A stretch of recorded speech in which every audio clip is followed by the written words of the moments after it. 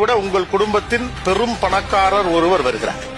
இப்ப அவர்கிட்ட சாப்பிட உட்கார போறவட்ட போய் கை கழுவிட்டு வாங்கன்னு சொல்லுவீங்களா? ஏன் சொல்ல முடியாது? ஏன்னா அவங்க ஸ்பூன்ல சாப்பிடுவாங்க சார்.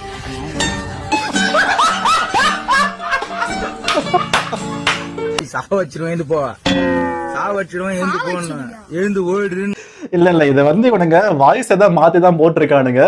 ஆனா ஓகே, நல்லா இருக்குது.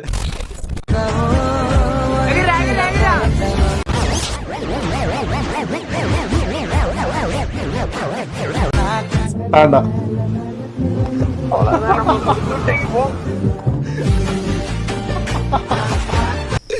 பேசாம தூங்கி இருக்கலாம், நானே வந்து மாட்டிக்கிட்டனே. அண்ணன் ஒரு ஆர்வத்துல ரொம்ப ஜம்ப் பண்ணிட்டாரு.